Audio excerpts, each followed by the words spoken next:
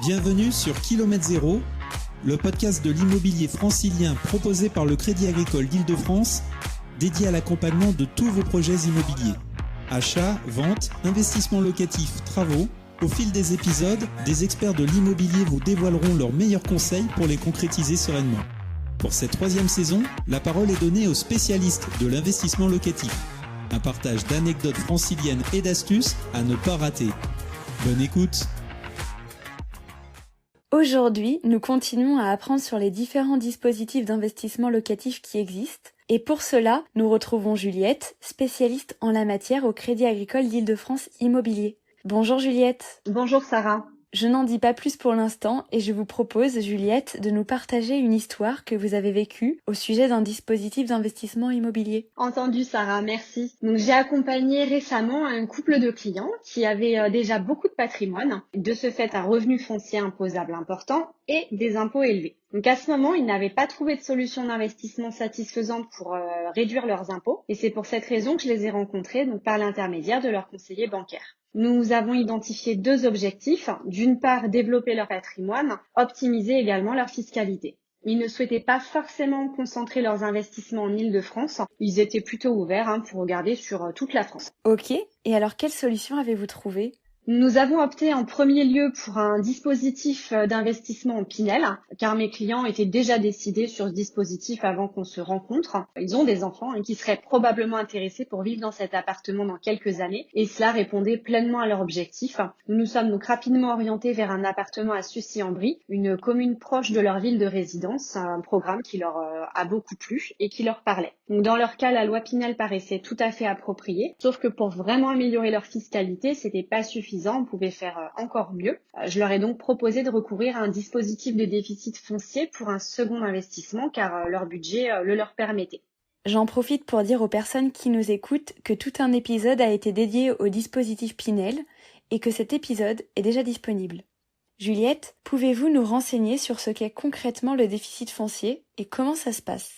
Alors, ce dispositif consiste à acheter un appartement vétuste avec donc de gros travaux à effectuer pour une rénovation. Plus il y a de travaux, plus l'économie fiscale sera forte car le montant des travaux va être déduit du revenu foncier imposable. Donc le revenu foncier imposable, qu'est-ce que c'est ? Ce sont en fait les loyers que les clients perçoivent. Le montant des travaux va pouvoir être déduit sur une période de 10 ans. Alors, attention tout de même, il y a quelques points de vigilance. Les travaux peuvent durer quand même plusieurs mois, ça peut aller jusqu'à 3 ans au total. Donc c'est autant de temps sans accès à l'appartement. Ensuite, le logement doit obligatoirement être mis en location pour une période d'au moins 3 ans. Et pour les clients dont vous nous parlez, ont-ils pu trouver un appartement à rafraîchir du sol au plafond ? Alors oui, ils ont retenu un appartement à Montpellier d'une surface de 33 mètres carrés avec une terrasse qui en fait 9. Nous disposons de programmes étudiés sur l'ensemble du territoire national. Donc, ici, par exemple, l'appartement est situé dans une ancienne maison de maître.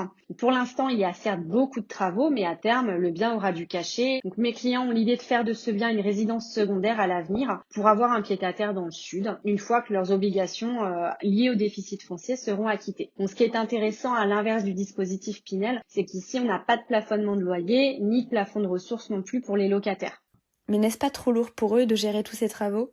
Alors, dans la mesure où on les accompagne sur la globalité du projet, ils n'ont pas besoin de suivre particulièrement. C'est le promoteur en fait qui pilote et qui gère l'ensemble des travaux. Il va transmettre simplement aux clients des appels de fonds en fonction de l'avancement du chantier. Donc on va aussi de notre côté les accompagner pour la gestion locative, c'est une partie qui peut s'avérer stressante, surtout quand on n'est pas dans la même région ou dans la même ville. Donc on sécurise vraiment le tout pour avoir à la fois un locataire idéal. On suit la relation et on libère les clients de la majorité des contraintes qui peuvent être liées à ce type d'investissement. Donc avec leurs 2 appartements, mes clients sont satisfaits car ça répond à leurs objectifs sans avoir à gérer eux-mêmes en détail. Merci Juliette, je pense que c'est un dispositif qui est méconnu et c'est intéressant de pouvoir un peu mieux comprendre ce dont il s'agit. Alors quels conseils pouvons-nous donner aux personnes qui nous écoutent ? Alors, je dirais qu'il faut parler avant tout de ses besoins, de ses projets à des experts, des personnes dont c'est le métier. C'est pas parce que voilà notre voisin qui a investi en Pinel nous en parle que forcément ça va nous correspondre. C'est vraiment spécifique en fonction du budget de chacun, des objectifs de chacun. Il faut être conscient des contreparties du dispositif que l'on choisit, des conditions d'éligibilité. Donc le dispositif Pinel va s'adresser aux personnes qui ont envie de se constituer du patrimoine dans le neuf en bénéficiant de réduction d'impôt. Le déficit foncier, ça vaut le coup quand on a des revenus fonciers imposables. À partir d'au moins de 8 000 €, effectivement, ça va devenir intéressant. Donc, on accompagne sur le déficit foncier, mais c'est également un investissement qu'on peut faire tout seul. Le mieux encore, c'est de se renseigner en détail. Et puis, même s'il y a des dispositifs qui s'adressent à des personnes avec des moyens importants, il y a aussi d'autres possibilités ouvertes à des investisseurs aux moyens plus modestes. Merci beaucoup Juliette, je pense que nous sommes nombreux à avoir appris plein de choses. À bientôt. Cet épisode de Kilomètre Zéro, le podcast de l'immobilier francilien proposé par le Crédit Agricole d'Île-de-France, touche à sa fin. Si vous avez aimé, n'hésitez pas à le partager autour de vous. Vous pouvez aussi laisser 5 étoiles sur votre plateforme de podcast préférée pour permettre à d'autres de le découvrir. On se retrouve très vite pour un nouveau partage d'expériences et le plein de conseils qui va avec.